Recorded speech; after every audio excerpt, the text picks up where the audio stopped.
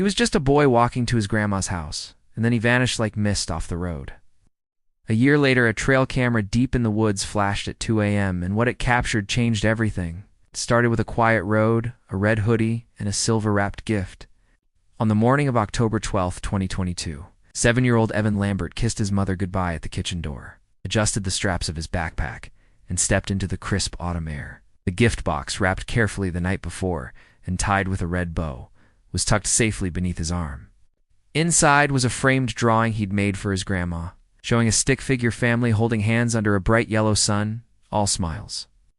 On the back, he'd scrawled in clumsy pencil, "Love you, Grandma. Happy birthday."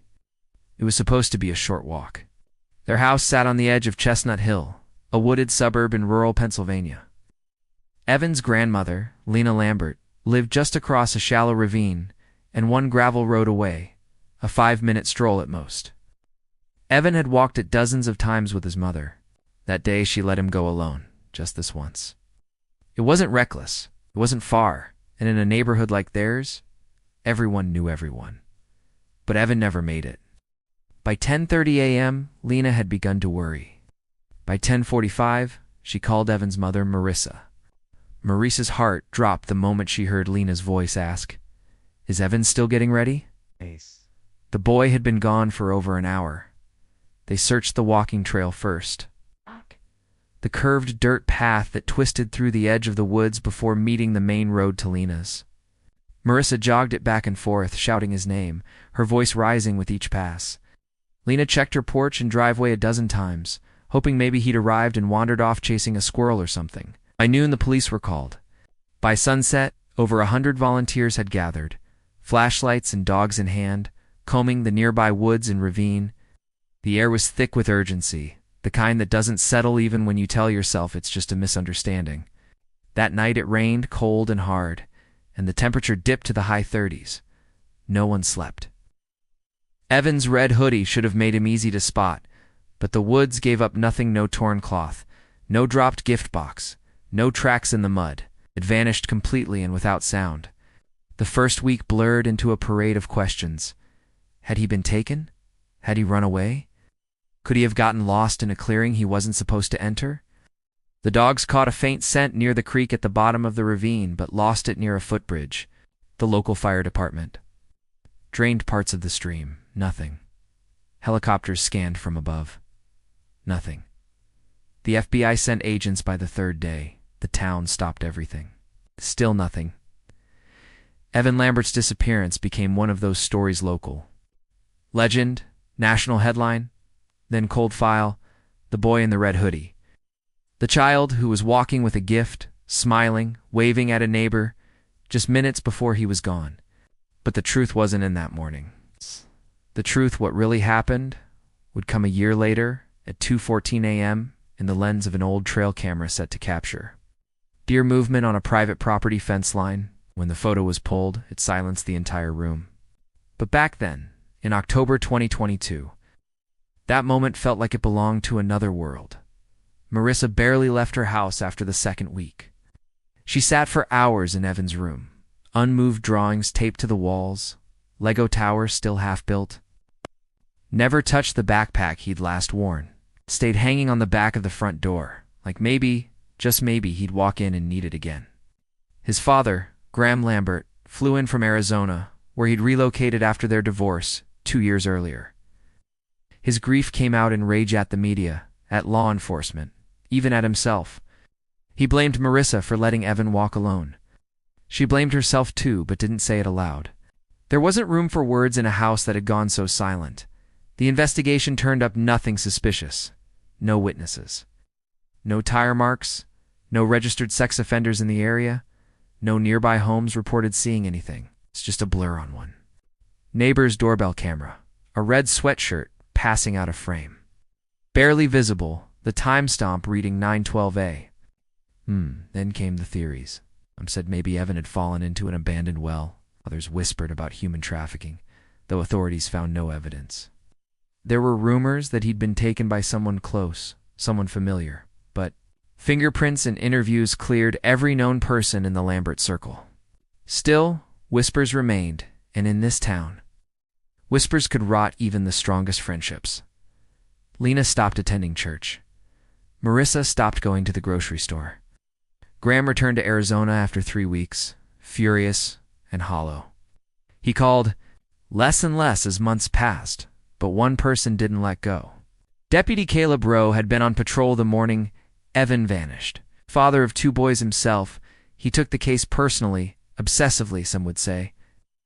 Even after the state police pulled back and media attention faded, Caleb kept working the angles. It was Caleb who began requesting permission from private landowners to place long-term, motion-activated cameras along the ravine and nearby fence lines, just in case someone returned.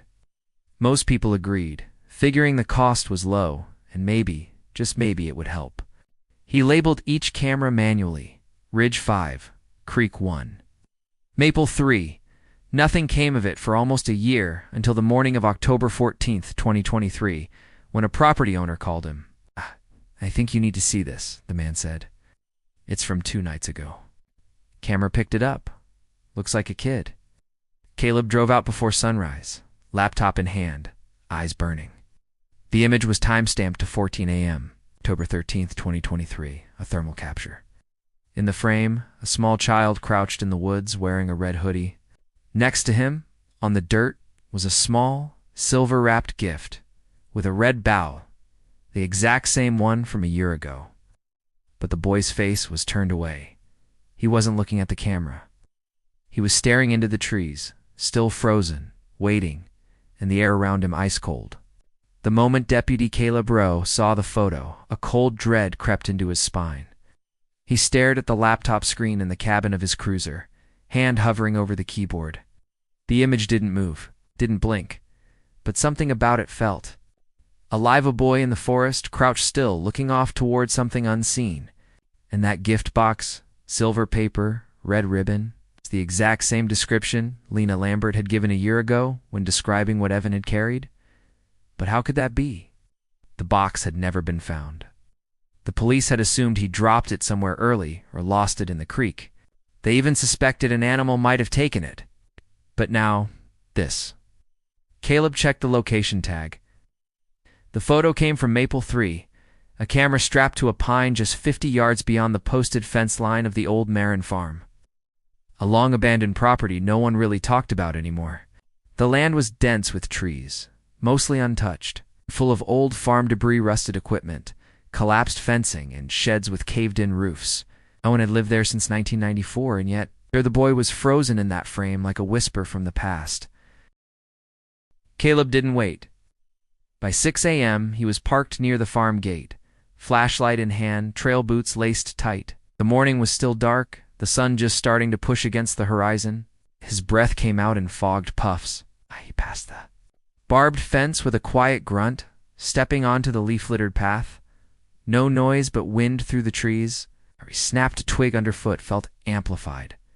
He walked toward the thermal camera's coordinates, past a broken chicken coop and a rusted-out tractor, until he reached the exact tree where Maple 3 was mounted. Just below it, the ground had been disturbed. Caleb knelt. The leaves were swept back slightly. Someone had definitely crouched there. In the soft mud below, a faint imprint, small, possibly a shoe, but the details were already blurred by wind. And time, about 3 feet in front of the imprint, half covered in dirt, something metallic glinted. He leaned closer. It was the box, still wrapped, still tied, but now weathered and stained from exposure. The silver paper had dulled, the bow half faded, the edges torn slightly, as if it had been placed there and then left untouched for months. Caleb didn't touch it, took photos, called it in, and secured the scene. Back at the sheriff's office, word spread fast. The station hadn't seen this much motion since the initial days of Evan's disappearance. But now it wasn't just a missing child case. Now it was active again. Evidence, physical proof, and, most importantly, something recent. The photo was less than 48 hours old. Was Evan alive? Had someone held him all this time? Why bring him back to the woods? Why leave the box there again? And what was he looking at in the image? Marissa was called in later that morning, and shown the thermal photo. She fell silent. Her hand flew to her mouth, then she whispered, "That's him. Ow. That's my son." When asked how she could be sure, she pointed at the shape of the hood and the curve of his shoulders. He always sat like that when he was concentrating. Even as a toddler, Graham Lambert flew in that night. His demeanor had changed. Gone was the fire. In its place, a ghost of a man, eyes sunken, words scarce. "I never thought we'd get anything again," he said, his voice hollow. "I thought he was gone." But Caleb wasn't ready to hope, not yet, because something about the photo was wrong. The boy didn't look surprised or scared. He wasn't crying or waving. He looked calm, like he belonged there, like he was waiting for something. A forensic team scanned the area for DNA. No usable samples. No fingerprints on the box either, though they did recover one partial boot tread. Leading north, Caleb ordered thermal and night vision trail cams to be installed on every major entry point around the Marin farm. He also requested a silent release to the public. No media, no press, just a few new flyers with the image captioned, "Do you recognize this boy? October 13th, 2023. 2:14 a.m. They didn't want to scare whoever might be involved, but they did want them to know they were being watched now. Meanwhile, whispers crept through town again. Some said the photo was fake. Others claimed Evan had died long ago, and this was a hoax, a copycat. Lena, his grandmother, had to be hospitalized briefly. She collapsed when shown the image. When she woke, she held Marissa's hand and said, "He looks like he's seen something." That look on his face, it's the same look my brother had after he came back from war. Nobody knew what to make of that. That same week, a hunter's trail 2 miles east of the old farm turned up something unexpected. A second thermal photo.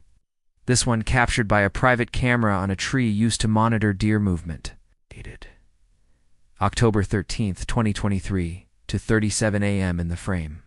The same boy walking away from the camera, still wearing the hoodie, but this time he had no backpack, and he was barefoot.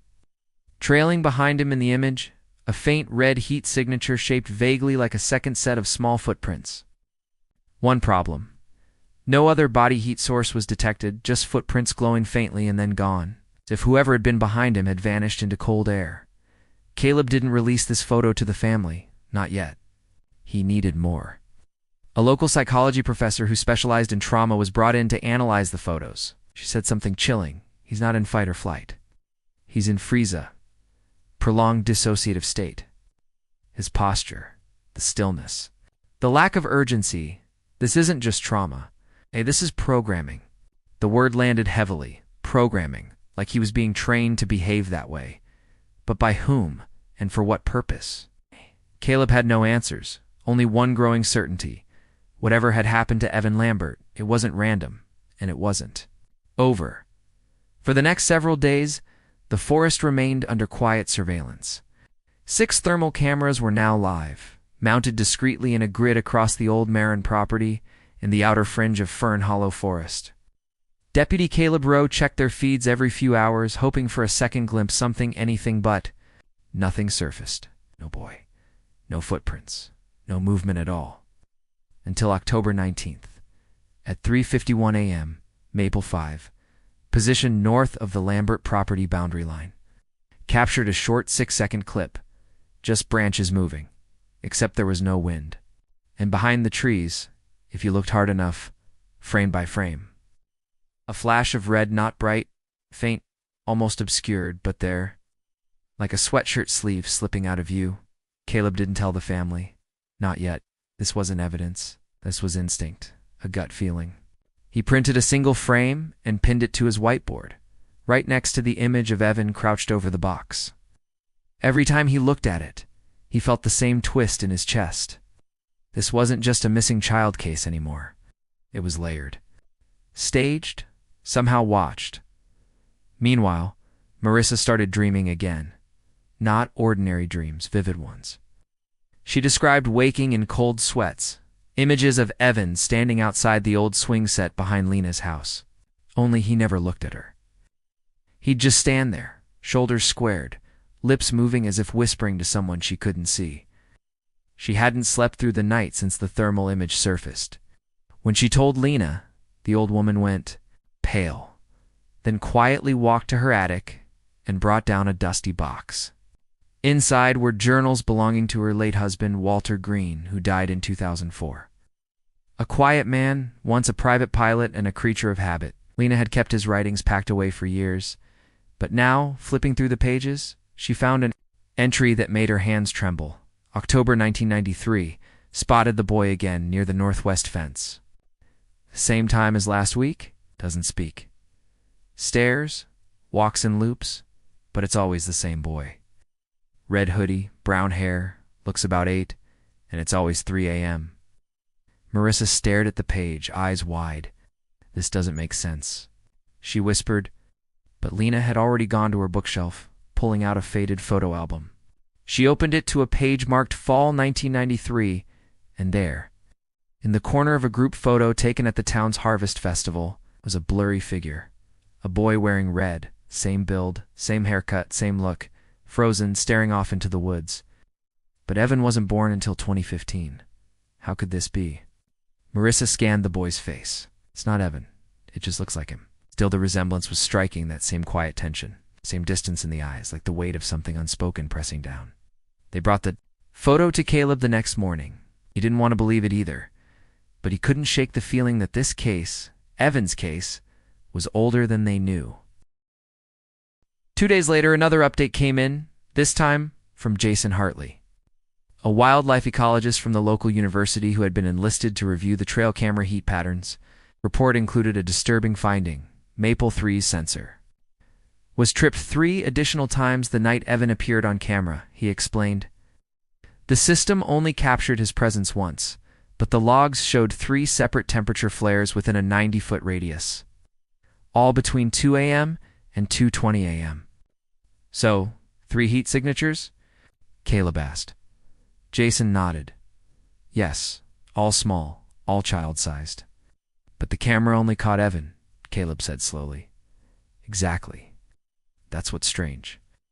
Jason suggested that the flare pattern's brief, low-duration spikes were more consistent with someone moving quickly than vanishing from view, or, he added, with people used to avoiding cameras. Like someone guiding him? Caleb asked. Jason didn't respond. He just closed the folder. The investigation shifted. Again, when Marissa remembered something. It was late November, 2 months before Evan disappeared. They were visiting Lena's house, and he came back from playing outside, unusually quiet. When she asked what happened, he'd said something odd. Grandma Shed has voices. Thought he meant the old transistor radio Walter kept stored there, but now she wasn't so sure. The shed was on the edge of the property near the boundary with the old Marin farm. It hadn't been opened in years, just rusted locks and overgrown weeds. But that afternoon, Caleb and his team pried it open. Inside, dust, spider webs, and something unexpected, a pair of child's shoes, faded and partially molded. Beneath, a tarp, a pile of stacked gift boxes, all wrapped, all identical, silver paper, red bows. There were 7 of them, each slightly weather-damaged but neatly arranged. Not a single one was labeled. Caleb felt his blood run cold. Who put them there? Why that many? And what were they meant for? They didn't tell Marissa.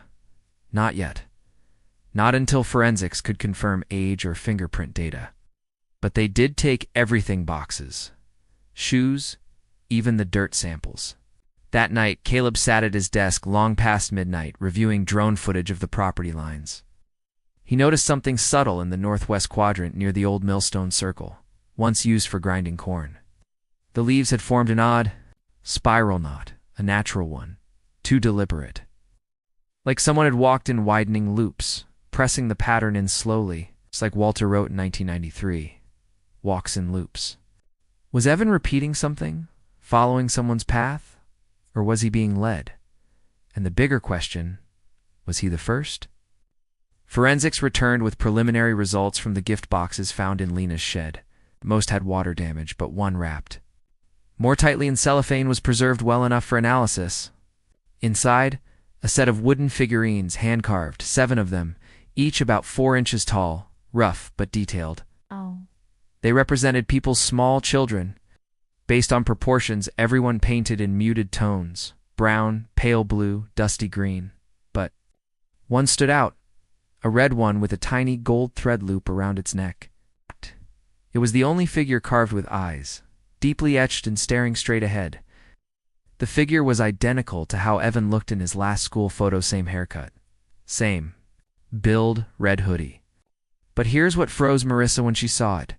The figurine was dated, carved into the bottom with careful precision, e.g., October 13th, 2022. That was exactly 1 year from the night Evan disappeared, and the exact timestamp burned into the bottom right corner of the thermal image, October 13th, 2023, that night. Lena called Caleb again, this time more frantic than before. She said she heard voices outside her bedroom window at 2 a.m., not whispers, but faint singing, a child's voice humming a lullaby she couldn't place. When she looked out the curtains, the backyard was empty, but the old tire swing had been pushed, still swaying. That same morning, 2 local teenagers reported something unsettling while hiking the old Fern Hollow Trail. Dozens of small piles of rocks arranged in precise triangles at various intervals along the forest floor. Each triangle had 3 sticks pointing outward from the center, like some kind of primitive compass. Jason Hartley, the wildlife ecologist, reviewed their photos and compared the formations to known natural patterns. His conclusion was blunt. This wasn't random. It's constructed. Either someone or something is intentionally marking terrain. Marissa didn't sleep that night. Caleb was at the station the next day when he got a call from Officer Dean Myers, who was assigned to log archived local missing persons cases going back to the 1980s. Dean sounded rattled. I found something. I don't even know how to say it, he muttered. In 1988, a 7-year-old boy named Travis Dent disappeared in Fern Hollow. He had been walking from his school bus stop to his grandmother's house. It's the same path Evan took when he vanished. Same age, same route, same forest. He was never found, but the description of Travis was familiar, disturbingly familiar. Brown hair, hazel eyes, slight build, last seen wearing a red windbreaker. Even creepier, Dean added. There was a note on the case file written by a deputy who's long dead. He said the boy's mother reported a small wrapped gift missing from the house. It was October 13th, 1988, exactly 30 years before Evan was born. Marissa now believed something far deeper was at play, not supernatural. Not in a fantasy way, but something ritualistic, something repeating. She requested to see Travis Dent's file in person. The moment she opened it, her knees buckled. There was a crude sketch inside the folder, drawn by Travis's younger sister. The drawing showed Travis standing in the woods next to a gift box. Behind him, in childlike pencil lines, were 4 shadowy shapes, not people, not animals, just shapes, like hunched figures with arms too long, heads too round. And at the top of the page, the girl had written, "They don't let you come back, unless they want you to." That line haunted her. Meanwhile, Lena did something she hadn't done in years. She returned to Walter's old study. The room hadn't changed, walls still lined with dusty books on local history. Journals piled near the desk, old maps pinned in crooked frames. But one folder caught her eye now more than ever, labeled 1993, Green reported. Inside, 19.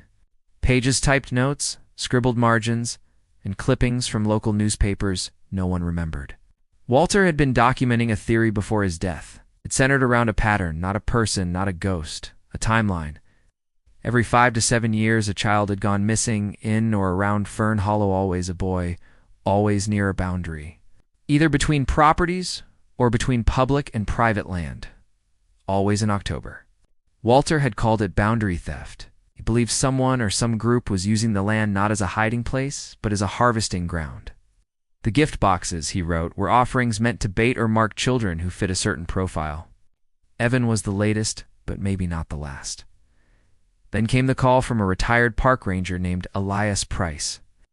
Now 79 years old and living 3 towns over, he'd seen Evan's trail cam image on the news and said he needed to speak urgently before it was too late. Caleb drove to his home that evening. What Elias said made his skin crawl. That boy in the red, I've seen him before, or someone like him. It was 1991. Late October. Kid alone in the woods, standing completely still on the east ridge near Juniper Pass. I approached him, asked where his parents were. He didn't answer, just smiled and pointed behind me. When I turned around, nothing. When I looked back, the kid was gone. Elias never filed a report, said no one would have believed him. But there was one more thing. I went back to that spot a week later. I found something wrapped in red string under a fallen log, a wooden figure. Looked just like that boy. I buried it. Caleb leaned forward. Where? Elias paused. Juniper Pass, at the center of 3 birch trees. The next day, Caleb, Marissa, and a small team went to the pass. They found the trees and buried 6 inches below the roots after hours of digging. It was a rotting wooden box wrapped in red string. Inside, nothing except a handwritten note, smeared with age, one line barely legible. Once chosen, the path never ends, it only waits. Marissa's hand shook as she read it aloud. She turned to Caleb. You said Evan was the only one seen on that camera. He nodded. She swallowed hard. Then who were the other 2 heat signatures? The question lingered in the truck like a slow leak of dread. Who were the other 2 heat signatures? Marissa stared at the trail cam data again. The infrared still showed Evan's figure clearly marked by the distinct outline of his red hoodie. But just a few feet behind him, nearly blended into the thermal. Noise were 2 fainter. Figures both humanoid, both wrong, no clothes, no sharp distinctions of body type. One taller, one hunched. They flickered on just one frame, the next gone. That's what rattled Caleb most, not that they were there, but how fast they disappeared. No traces before, none after. Only the one moment at 2:03 a.m. Like they didn't walk into frame, like they materialized and vanished again. Back at Lena's, the house was quiet, too quiet. She'd stopped sleeping in her bedroom, instead retreating to the sofa with her phone always charged and police scanner app buzzing. She played that humming sound again, the one she recorded. On her phone 2 nights earlier, when she swore someone was outside. It wasn't loud, but slowed down. The hum carried distinct changes in pitch, like it followed a melody. Jason Hartley, the ecologist, ran the sound through a filter, called Lena the next day, and simply asked, "Do you know what a wood thrush sounds like?" She didn't. Jason played a comparison. It was nearly identical to the hum, except it wasn't the bird. It was a synthesized mimicry of one not mechanical, not digital, just off. Like something imitating a bird and not doing it quite right. Jason concluded, someone is trying to blend in or misdirect. Caleb went back to the sheriff's archives. There, tucked between 2 long-forgotten boxes labeled wildlife sightings and unsolved trespass reports, he found a file titled simply Re-2004 WB Incident. Inside was a single report from a man named Matthew Breck, who had lived in a small cabin on the southern edge of Fern Hollow. Matthew claimed he heard crying one night near his woodline. When he went to check, he saw what looked like a boy. About 8 years old, crouched in the leaves, whispering. As he approached, the boy turned his head. His mouth was open, but the crying was still happening only. It wasn't from him. It was behind me, he wrote. He turned around. No. Nothing. There, when he looked back, the boy was gone. The report ended with one line. Case closed due to Breck's known psychiatric history. But Caleb noted something. The date of the report, October 13th, 2004. Same date, every time. Meanwhile, Marissa dug deeper into the 1988 case of Travis Dent. She visited Travis's childhood home, now rented out.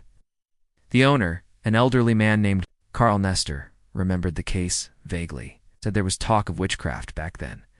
Strange figures spotted in the woods, animal carcasses left in patterns. Carl still had a box of old junk he found in the attic. Leftovers from the Dents. Inside were photos, old toys, and a journal, Travis's journal. Most pages were normal for a 7-year-old, scribbles, drawings, simple entries. But the last 5 pages were unsettling. They are in the trees. They don't walk like us. They see us from below. Mom says I talk in my sleep, but I don't remember. The man with no face tells me things. I had a dream again. I was in the woods. I couldn't move. They stood in a circle and watched me. The final entry had no words, just a drawing. It showed Travis standing on a path holding a box. In front of him, a hollow tree. From inside it, to eyes and a red string tied to a branch above, Marissa returned home shaken. That night, she rechecked Evan's old route from school to Lena's house, the route he never completed. Kata detail clicked. The halfway point past an old logging trail no longer used. Known as Grover's Path, it had been partially washed out in a storm 10 years ago. Officially closed, but Marissa knew local. Kids sometimes used it as a shortcut. She called Caleb. At first light, they went to Grover's Path. It was silent, wet leaves coating the trail. A narrow wooden footbridge lay collapsed near the edge. Halfway through the hike, Caleb spotted something lodged in the base of an old cedar, a plastic wristband. Red, torn, dirty. Dade took it in for analysis. Later that week, the lab confirmed Evan's DNA was on the inner strap. They were close, now too close. Maybe Jason, the ecologist, began mapping every major wildlife trail camera hit in the area over the past 5 years, overlaying them with missing persons reports. What emerged wasn't a coincidence, it was a ring, a wide circular pattern surrounding the Fern Hollow Basin, almost like a hunting ground perimeter. And at the center, a hollowed-out cedar tree, one the locals called Widow's Cradle. It was marked on no maps. Jason only found it thanks to an old ranger log entry from 1974, where a fire team used it as a base point during a controlled burn. They'd reported strange carvings near the roots. Caleb and Marissa planned a search. They never made it there because something happened first. Lena went missing. One morning, she didn't answer calls. Her front door was open, lights on, coffee, pot still hot. It's the only sign of movement. Muddy prints near the back porch, small ones, not adult-sized. Caleb rushed to the house, heart pounding. On Lena's kitchen table, her phone was unlocked and opened to a text she never sent. It read only, "He's not gone."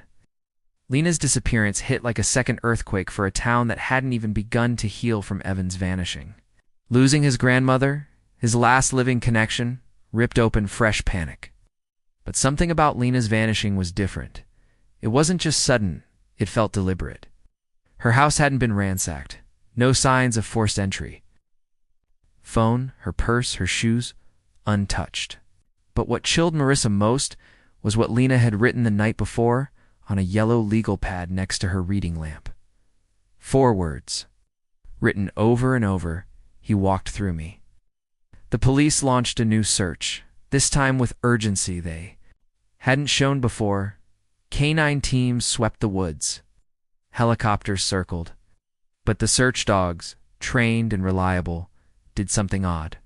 At the tree line near Grover's Path, they stopped, refused to go further. Wind pawed at the ground. Ow. One lay down and wouldn't move. The handler, a man with 15 years of canine experience, shook his head. Never seen them behave like this. It's like they smell something they don't understand. That night, Jason Hartley, the ecologist, returned to his camera array. He'd installed motion sensors around Widow's Cradle, low-profile thermals, sensitive ones. At exactly 2:04 a.m., one of them was triggered. The footage wasn't long, just 12 seconds, but it was devastating. It showed Lena barefoot, walking slowly toward the tree. Behind her, no one. In her hand, a photograph of Evan. Her eyes were open, but her expression blank. She reached the hollowed-out base of the cedar, looked into it, and stepped inside. The sensor caught one final flicker of movement. 2 shapes. Smaller, moving past the tree line, gone again. Caleb watched the footage on repeat. "This isn't possession," he said to Marissa. "This is conditioning. Someone's orchestrating behavior, like rehearsals." It sounded paranoid. But then Marissa remembered something from Evan's old backpack. A sketch from school he'd drawn just a week before vanishing. It had him standing in the woods, holding a red box.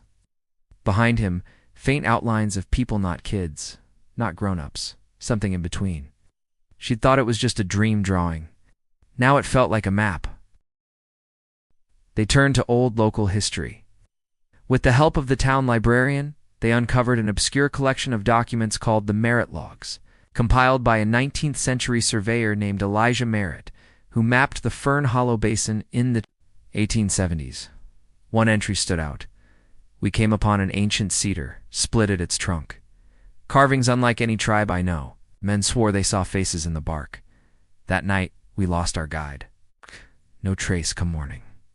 Another log. 2 days later, something stares at us from below the ridge. Won't go near it again. Marissa and Caleb compared the notes with Jason's topographical data. Widow's cradles. The location hadn't changed, but the presence around it had remained. They needed a controlled search, not another hike, a forensic sweep. Jason helped coordinate a small team of environmental researchers and ex-search and rescue volunteers. They moved in broad daylight, armed with sonar, drones, EMF sensors. As they approached Widow's cradle, the forest changed. Sound dimmed. Birdsong vanished. Even insects fell quiet. One volunteer, a forestry student named Kendra, wandered slightly off course. She radioed back. "Guys, I found something. It's a box. Red. Looks like a gift box sitting by a stone." Caleb's heart stopped. Rushed to her position. There it was. A small, perfectly intact red cardboard box. Inside, a crumpled photograph of Evan, folded 3 times. On the back, a message written in black ink. He's not the first. That night, the full team met at Jason's place. He spread everything out. The photo, the journal pages from 1988, the Travis Dent sketch, the 2004 witness report. Every case pointed to one thing, a pattern. Every 13 to 15 years, a boy goes missing, always in fall, always between October 10th and 14th. Always followed by sightings of figures in the woods, strange sounds, trail cam failures, and one constant. A hollow tree. Jason called it the cycle. But this time something had changed. It wasn't just one child. Oh, it was 2. Evan and Lena. And whoever or whatever was orchestrating it. Wasn't finished. Because the trail cams began to pick up something. New. Movement. A small figure pacing, not near Widow's cradle, but much closer to town. At 2 a.m., back and forth. Each night, a little closer. Marissa couldn't sleep. Her walls were covered in maps, timelines, hand-drawn sketches of everything from Evan's path to Lena's last movements. She kept returning to one moment. Lena's text, "He's not gone." It didn't sound like fear, but it sounded like certainty. Like she'd seen Evan, like she knew something no one else did. That's when Marissa opened the voicemail app on Lena's phone again. One last message had never been played, 3 seconds long. Marissa tapped it. A crackle, then static, then whistling, soft, childlike. The tune was familiar. "Happy birthday," then click. The call ended. The whistling stayed with her all night. Not just the sound, but the tone of it, off-key, slowed. Like a child humming something half-forgotten. Marissa didn't sleep. She watched that hollow tree on repeat. By sunrise, she had an idea. Drove back to Lena's house and sat in her old reading chair, the one facing the window near her bird feeder. Ow. Then she did what Lena always did every night. She waited.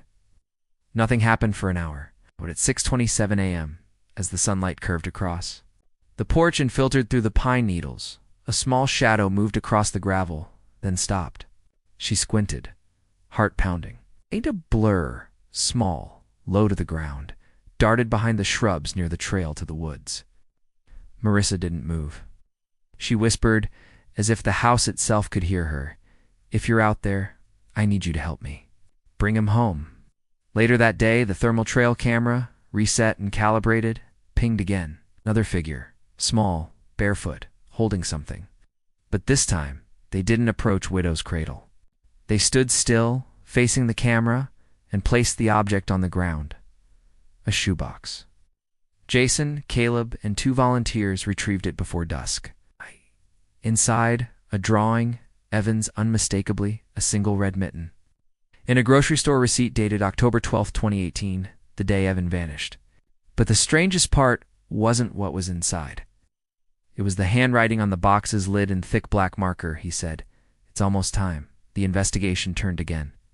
This was no longer a cold trail, sheriff authorized. A deep dig around Widow's Cradle using ground-penetrating radar. At 2.6 meters deep, they hit something not bone, not stone. Wood. An old wooden trapdoor buried long ago. Jason, Caleb, and the sheriff were present when they opened it. The air that came up smelled ancient, like mildew, copper, and something faintly sweet. A narrow passage extended beneath the roots, hand-cut reinforced with beams. Flashlights on, they descended carefully. The tunnel bent, turned, and eventually opened into a small room. Rusted cans lined one wall. A child's book lay face down beside a lantern, Peter and the Wolf. And on the far wall, photos taped, hung faded photos of children, all. Boys ages 6 to 10, some black and white, others from the 80s and 90s. And one in full color. Jason dropped his light. The room wasn't just old. It was used recently, a sleeping bag in the corner, a plastic wrapper, a half-eaten apple. Whoever had kept those boys here, someone had returned. Caleb stared at the collage and noticed something no one else had. Each photo had a number in pen. Some had dates 1983, 1996, 2009, 2018, roughly 13 years apart. The same pattern they'd seen in the merit logs. The cycle. The youngest child in the photos was maybe 5. The oldest couldn't be more than 10, no girls ever. This was deliberate, calculated, not random, not nature. Someone had been abducting boys in this forest for nearly a century. Marissa couldn't breathe. She stared at Evan's photo. He was standing next to Lena's mailbox in the picture, the background unmistakable. That meant the photo was taken the day he disappeared, and not by a stranger, someone close, someone who had access.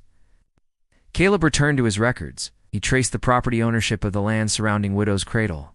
There was a 2-acre parcel just off the county map, unclaimed, tax-exempt, but its coordinates matched an old ranger cabin, abandoned for decades. The name on the deed, Thomas Reeves. Jason went pale. "It's my uncle," he said. He disappeared in 1997, took his son with him. They were never found. The police had never connected Thomas Reeves to any crimes. But now his name was on land beside a hidden bunker filled with photos of missing boys. And his son, he would have been in his early 40s now. That night, the final trail cam pinged again. 2:11 a.m., a figure, tall, hooded, stood near the tree. Then a boy appeared behind him, holding hands, walking toward the hollow. The boy looked, up once, directly into the lens. It was Evan, alive, but changed, expressionless, obedient. Then the footage ended. Jason printed the still image and handed it to Marissa. "That's your son," he said, "but I don't think he remembers who he is." Marissa stared at it for a long time. This wasn't over. This was a ritual, and rituals end with sacrifice. She would not lose him again. Whatever was behind this, whoever was using this forest as their hunting ground, had just made their last move, because Marissa was going to make hers. The forest no longer felt like home, felt like a map of buried crimes. Marissa stood near the hollow tree with Jason and Caleb, holding the printed trail cam photo. Evan's eyes haunted her not because he looked scared, but because he didn't. He looked still, removed, like someone who had been taught to forget. The authorities returned to Widow's Cradle at first light. FBI now involved. The hidden bunker beneath the tree was sealed off as evidence. Every single photo on that wall was scanned and cross-checked with missing child cases nationwide. 7 boys were confirmed. The 8th, Evan, was the only one they suspected was still alive. But that begged the question. Who had been keeping him, and why was he brought back to the same tree every year? Jason sat quietly as Caleb brought in new files. The 1997 case of Thomas Reeves was cold but strange. Thomas, a park ranger, had left behind an odd legacy. Before disappearing, he had requested exemption from federal land tax, citing cultural preservation. He'd built a private cabin with zero utility connections. What wasn't known until now, that same year, 1997, a boy named Marcus Kellen went missing from a neighboring county. His photo was found on the bunker wall at the bottom corner of the image in small handwriting, chosen 7. Jason went rigid. His uncle hadn't just vanished, he might have taken a boy. The case's original detective was tracked down. In Montana, long retired, he remembered the Reeves family. Quiet, polite, but he said something Jason never forgot. Thomas always talked like he was guarding something, like he believed the woods had rules, sacred ones. He called it the rhythm of the forest. Said every 13 years it asked for balance. Jason didn't sleep that night. Neither did Marissa. At 3:04 a.m., a new trail cam alert came through, this time audio triggered. A single phrase whispered twice, "He's ready." No visual, just sound. The voice was male, soft, and it didn't belong to a child.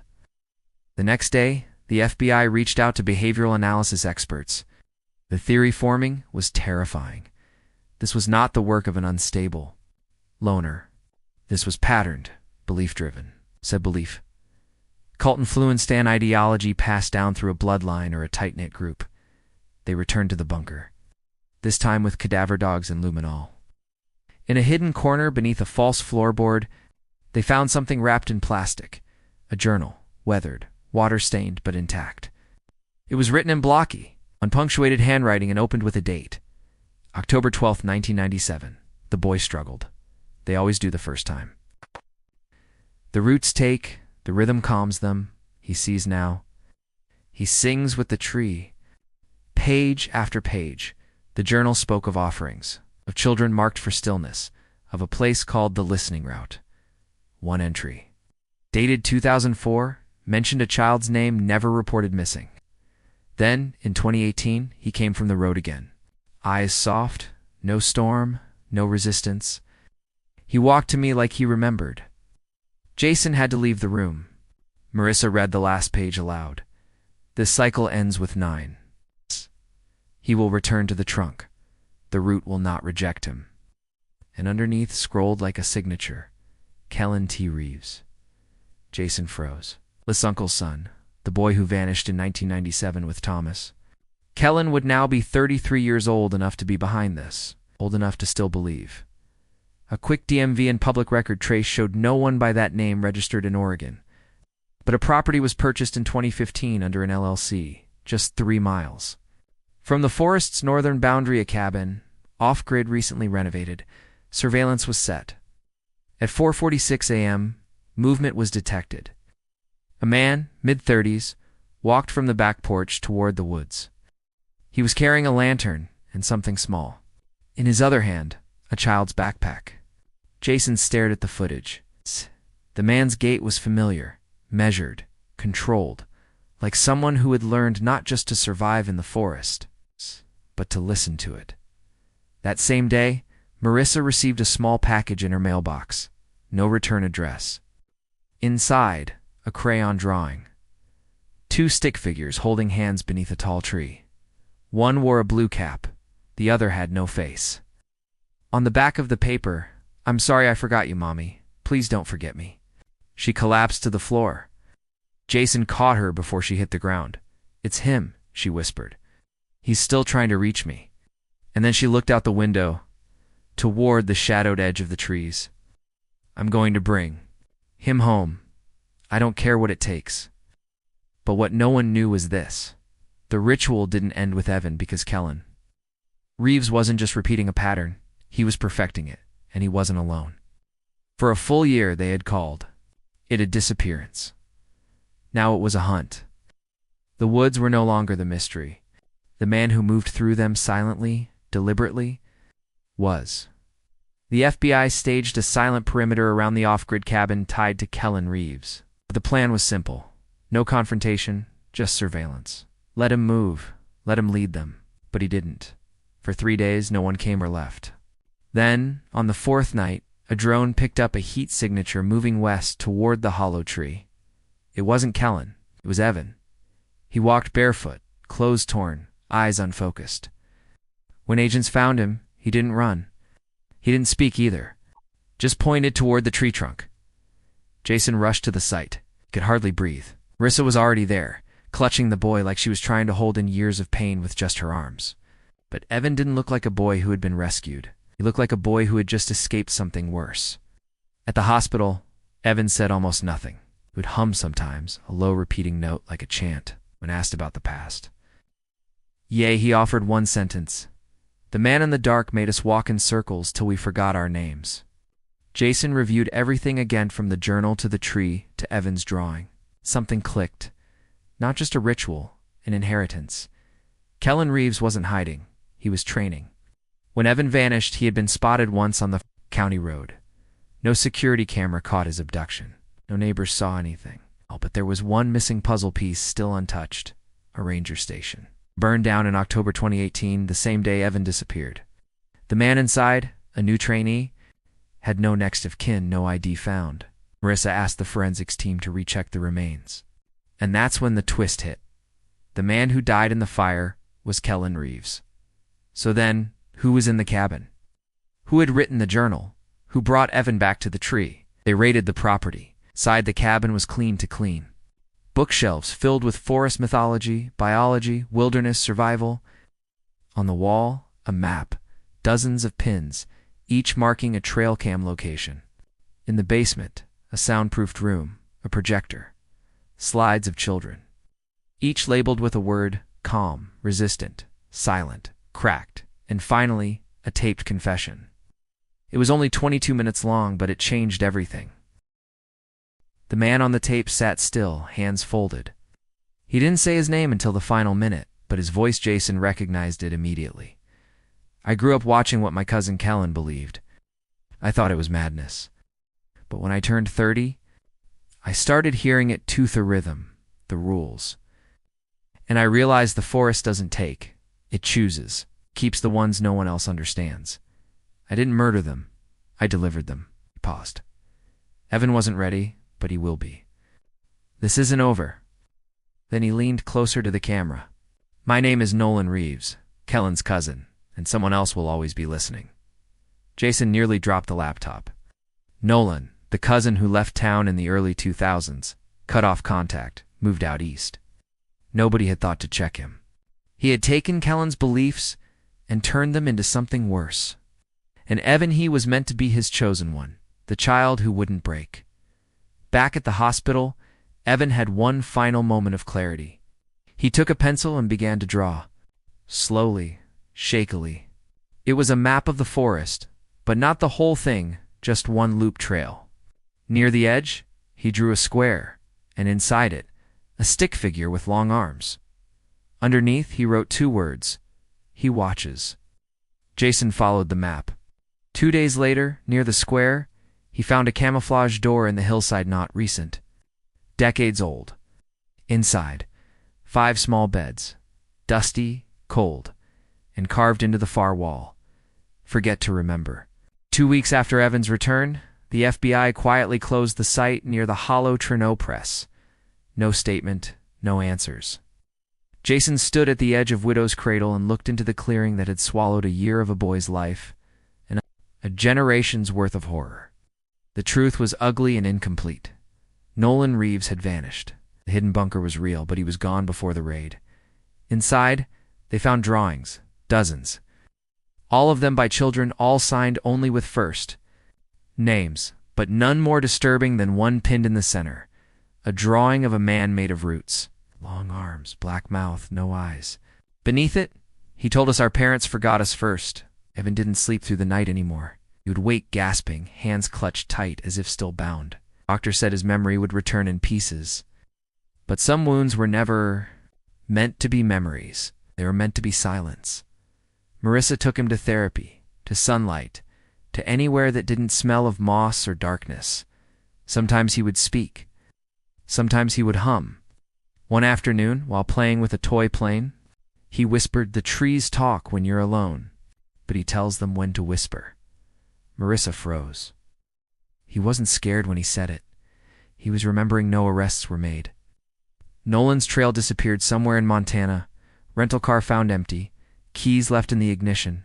No fingerprints. No footprints. Just a drawing on the front seat. One of a new boy, wearing a school uniform, smiling. Jason filed the last report, included every theory, every scrap of evidence.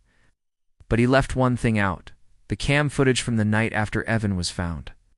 At 2:03 a.m., the camera triggered again, not by motion, but by heat. A tall figure walked into the frame, stopped at the tree, placed something at its base, a photo of Evan, then walked away. No face visible, just movement. The forest closed behind him like a mouth. Jason deleted the file. Some endings didn't need proof. Some truths lived better buried, like roots too deep to pull. And far away, in another town, another mother taped a new flyer to a telephone pole. Her son was now 8 days missing. And behind her, just inside the forest line, a small trail camera silently blinked.